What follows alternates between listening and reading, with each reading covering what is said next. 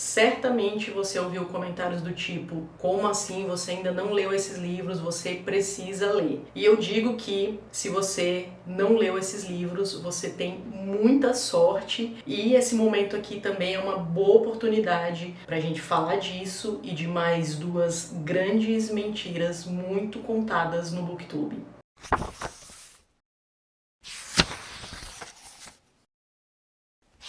Além dessas duas grandes mentiras, infelizmente muito repetidas aqui no BookTube, a ideia para esse vídeo surgiu também do meu momento de leituras, melhor dizendo, de releituras, que foi uma decisão que eu tomei desde o ano passado, porque eu tenho livros preferidos da vida, os favoritos da vida, mas que alguns deles eu li há muitos anos, eu li muito tempo atrás e não tinha revisitado. Então formei essa resolução de revisitar esses livros, porque a gente sabe, quem já fez a releitura, aliás, nem precisa ter feito uma releitura para entender o quanto a gente muda durante o tempo, e por isso a nossa percepção, a nossa relação com essas leituras pode mudar. Ano passado foi a vez da releitura do Robinson Crusoe, o livro que eu considero que me fez leitora, porque eu li muito nova, li uma versão adaptada, li meio juvenil, mas me fez leitora porque eu entendi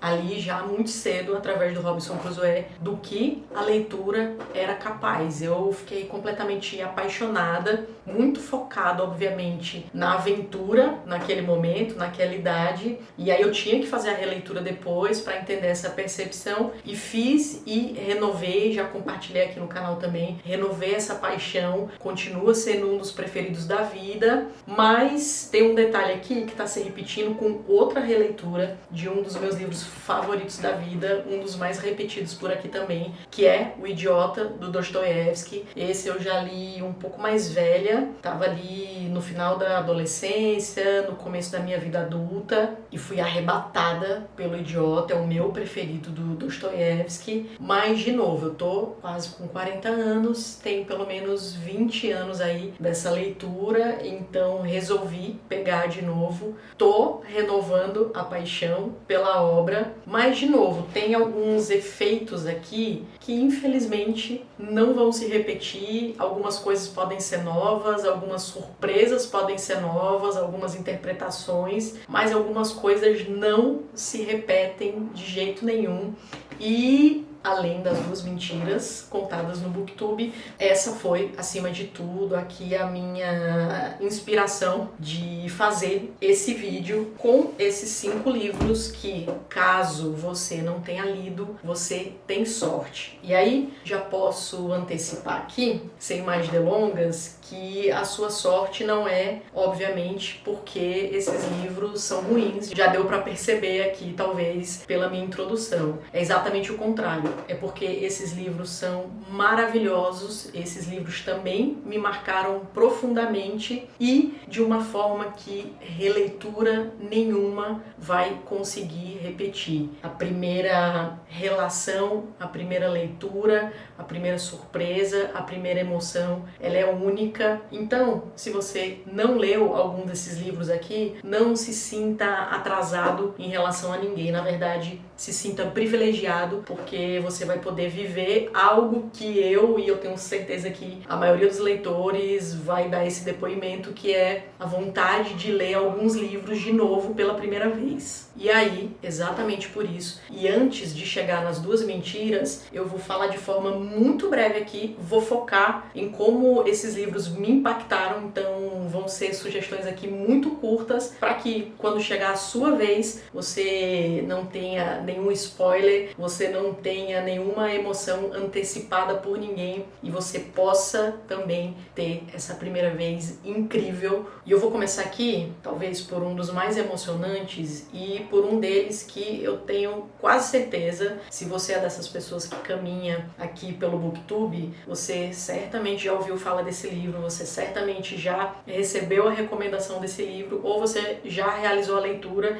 e aí você vai entender mais profundamente do que eu tô falando, que é o Flores para Algernon, do Daniel Keyes. Que livro incrível, meu Deus, como eu queria ler de novo, como eu queria reler, pra ter de novo a sensação, a surpresa, a emoção, a comoção de alguns momentos muito específicos aqui do livro. É uma ficção científica, tem um protagonista aqui com deficiência intelectual e ele acaba passando por uma experiência médica, científica, para um aumento artificial, inclusive rápido, do QI. E aí daqui muita coisa acontece, é um livro interessantíssimo, inclusive na construção do texto. É reproduzida aqui, por exemplo, a fala desse protagonista, é escrito como se fala, então tem uma originalidade aqui, uma curiosidade narrativa que aumenta muito o valor da obra também e o valor da emoção. Isso nos aproxima ainda mais desse protagonista e eu acho que tem alguns momentos aqui de impacto,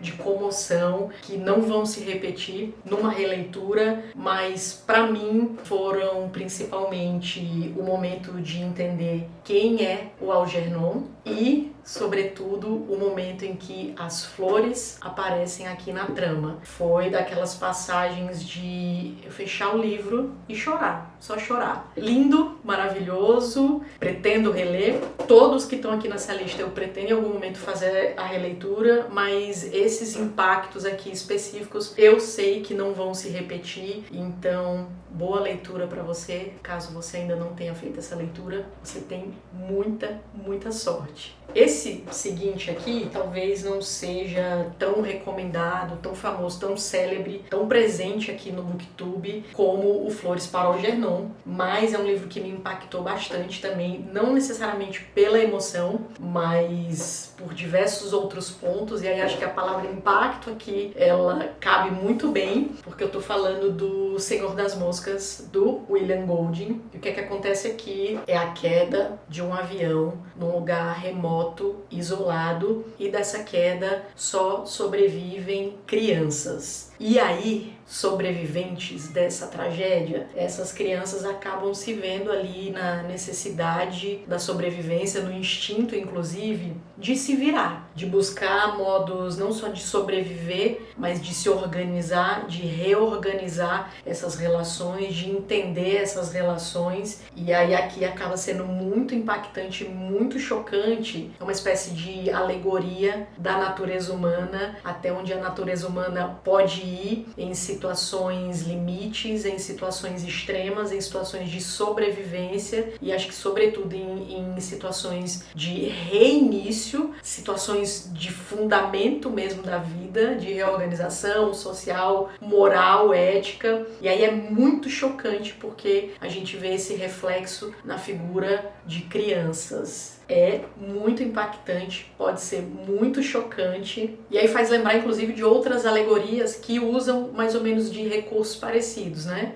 Dessas construções meio metafóricas para tratar da natureza humana, como uma Revolução dos Bichos, do Orwell, por exemplo, onde existe essa reorganização ali social também, a gente está falando de animais e na verdade definição de hierarquia, mas aqui acho que um nível de choque muito mais profundo, de novo, por se tratar de crianças construindo relações de poder, de hierarquia, de dominação, de violência, de crueldade, enfim, de solidariedade também, na figura de crianças que a gente tem sempre com aquela aura da inocência. Então é um baita livro, impactante pra caramba e talvez até um remédio um pouco amargo nesse formato da alegoria com crianças contra a utopia, que conta uma coisa que eu falo muito aqui, basicamente em todos os vídeos, sobre quase todos, ou se não todos os livros que eu leio, que é a recusa das pessoas, especialmente as utópicas, de colocar como precedente de tudo a natureza humana.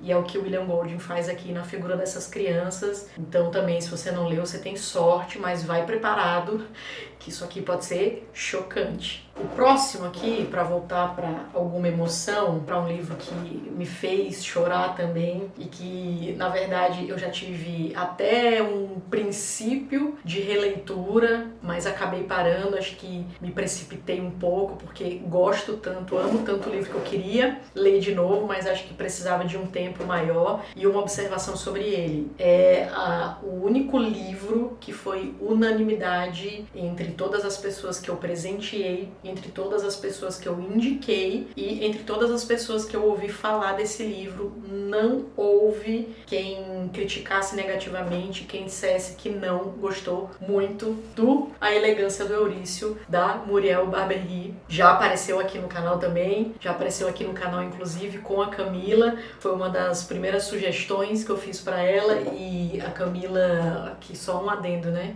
Tudo bem que o contraste é gritante, né? Porque eu sou muito emocionada, a minha emoção é muito pra fora, eu sou muito chorona, mas a Camila é mais difícil de chorar com filme, com livro. E quando ela terminou esse aqui, na verdade até um pouquinho antes de terminar, ela já estava super emocionada e me mandou mensagem, me mandou foto, assim, chorando, emocionadíssima. É um dos livros favoritos dela e um dos meus também, tanto é que recomendo com frequência, com recorrência, porque é lindíssimo. É um romance que se passa na França, com basicamente duas protagonistas dentro de um condomínio residencial de área nobre em Paris. E quem são essas duas protagonistas? Uma é uma moradora, uma adolescente ali de uma dessas famílias ricas desse condomínio, e a outra é a zeladora que trabalha nesse condomínio. E ambas têm duas coisas em comum. Elas têm uma inteligência fora da caixa e elas precisam, de certa forma, para caber cada uma ali nos seus respectivos mundos e no que é esperado delas, elas precisam, de certa forma, simular, disfarçar essa inteligência, os interesses culturais, artísticos, intelectuais que elas têm. Então a garota, por exemplo, ela tem um conflito com a própria família ali, um pouco fútil, e a zeladora, por sua vez, também disfarça, precisa disfarçar, inclusive coloca a televisão no quartinho dela lá, num programa popular e num volume mais alto, que ela nem assiste, para poder fazer suas leituras. Ela gosta, por exemplo, de literatura russa e, apesar ali de estarem no mesmo lugar, elas são, obviamente, de realidades muito distantes, mas isso não impede que elas acabem se aproximando, e aí a relação que se forma aqui é muito bonita, é muito envolvente, é muito comovente, mas acontece uma coisa aqui que é arrebatadora, a gente fica sem acreditar, e que também é de fechar o livro e parar para respirar e querer ligar para Muriel e falar assim: como é que você faz isso comigo? Não acredito que você fez isso, mas também, de certa forma, muito obrigada, que coisa maravilhosa, que coisa linda. Enfim, eu acho que você também vai ter essa sensação aqui, você também vai querer ligar para Muriel. Qualquer coisa, volta aqui nos comentários, desabafa comigo, a gente conversa. Enfim, acho que você também vai ficar grato por essa experiência, que não vai se repetir numa releitura, então aproveita isso aqui bastante. E o próximo, inclusive as dicas aqui são bem variadas, porque tem um Shakespeare, classicão do classicão do classicão, um teatro, e talvez uma das mais célebres dele aqui, o Hamlet. Eu amo esse livro, na verdade eu amo as peças do Shakespeare. É um cara que, falando aqui de natureza humana, é um absoluto gênio. Poucos autores, ou se a gente quiser extrapolar muito, talvez nenhum autor da história da literatura mundial tenha alcançado uma leitura, uma exploração da alma humana, da natureza humana como ele, e de formas tão diversas nas suas diversas peças. E o Hamlet é desses exemplos. Cabe muita coisa aqui. De novo, é uma peça, para quem não está habituado a ler peça, a ler teatro, tem uma construção muito mais rápida, né? Apesar de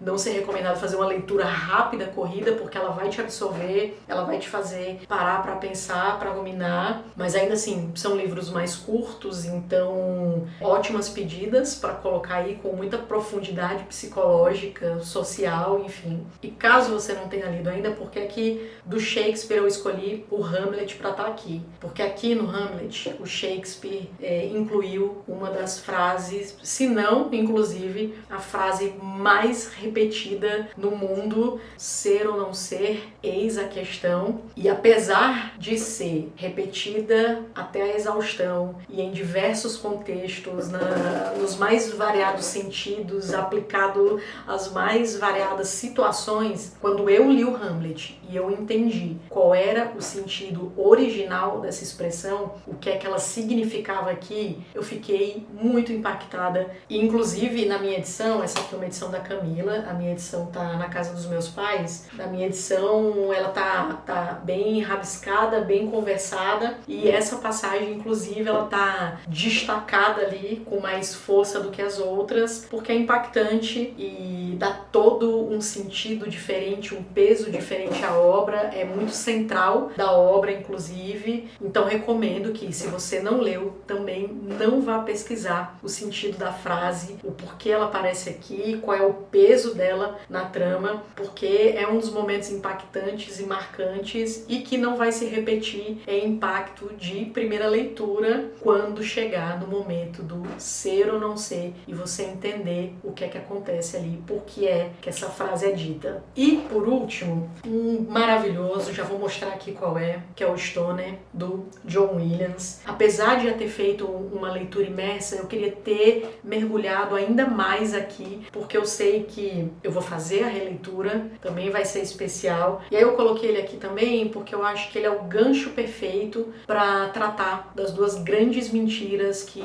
infelizmente, são repetidas no BookTube. Felizmente, por poucos canais, mas é um tipo de tema que, inclusive, até pela promessa que ele faz, tristemente tem muito apelo, tem muitos acessos, mas são duas grandes mentiras e não sou eu que estou dizendo, é a neurociência, é a ciência da leitura, e duas dessas grandes mentiras muito nocivas são como ler mais rápido e como lembrar de tudo o que você vai ler. E eu acho que vale até eu trazer algumas referências aqui pra gente aprofundar essa conversa, mas existe muito conteúdo também responsável explicando essas questões, principalmente voltadas, como eu disse, para neurociências. Mas num resumo aqui, ler mais rápido é uma falácia, primeiro porque ler pra gente é um desafio, a própria leitura dinâmica é uma das maiores falácias já vendidas. Você até pode fazer uma leitura muito rápida aqui, mas você não vai absorver, você não vai reter, você não vai de repente entender os sentidos, você não vai